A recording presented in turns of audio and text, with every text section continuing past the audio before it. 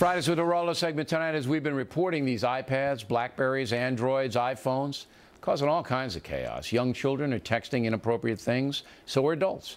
You would think after all the scandals, people would wise up. Apparently not. This week, some stripper in Portland, Oregon, told the world that Newark, New Jersey Mayor Cory Booker has been tweeting with her. Why on earth? Joining us now to answer that question, Geraldo Rivera, who knows this world. All right, now, if I get a strange, I don't do tweeting, I don't, but if I get a strange email or text, if I get, I don't answer it.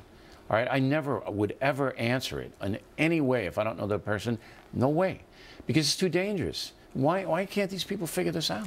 You know, the first thing I thought of when I saw that Cory Booker had been tweeting with a stripper, a vegan stripper in Portland, Oregon, I thought that Cory Booker's campaign planted this because they wanted to dispel all the rumors that he was gay. Not that there's anything wrong with that, but he's very androgynous, and he's never really come out and said he's not gay or he's straight or one or the other. So I thought that it was kind of counterintuitive what they were putting out there.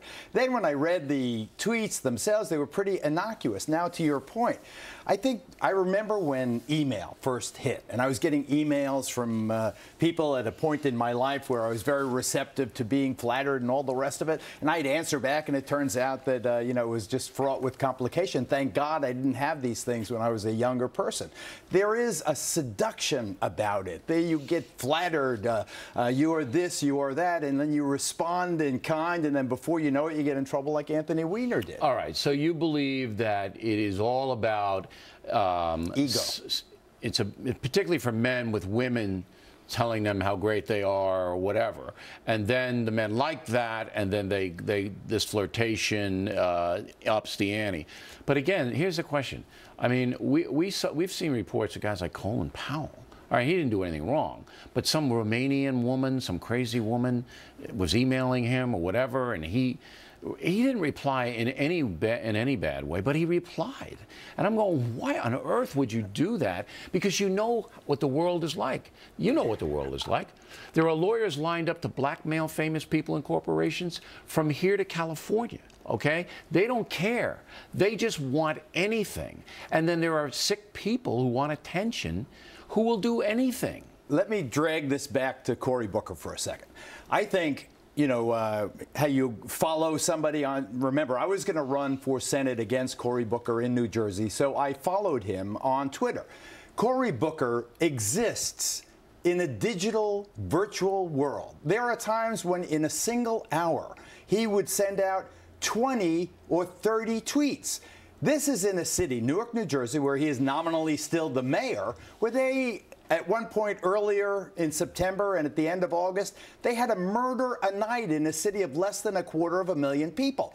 Cory Booker was out tweeting to celebrities who passed on, rest in peace so-and-so, rest in peace so-and-so. Why wasn't he at the scene of the homicide? He was existing in that digital world rather than in the grimy, bare knuckle, hard scrabble streets of Newark, New Jersey. Therein lies the problem. And you reference children with iPads and so forth. You get sucked into it. It's almost like a Harry Potter novel. You put your face to that thing, and it sucks you in, and you divorce yourself from reality. You don't live in the real world anymore. You exist in that level where it's 140 characters, and you, and here, and this one's a nun, and this one's a stripper, and this one's a world leader, and this one is a hustler who wants to get you signed up for this, that, or the other thing.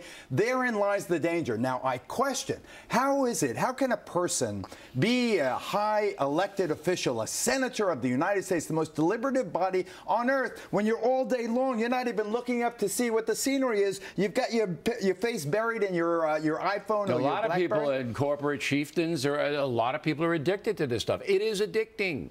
It is addicting because it's constant stimulation coming into you. As the father of 5, I mean, don't you tell your children, lay off, you can't. Of course I do, but not allowed to use the iPad. I'll tell you what, though, it's on their minds every second. Every second it's on their minds. The games and the emailing and the tweeting. It's here. But you ever go to dinner and there's 8 people sitting there, and 8 people have their devices. Some of them have 2 devices on the table. You're having dinner and they're checking this and checking. Hey, what about me? I'm here with you. What I usually do in those circumstances is I take the water and pour it on the And you know something? Some genius will invent a waterproof one that you can't do it to. Geraldo Rivera, everybody. When we come right back.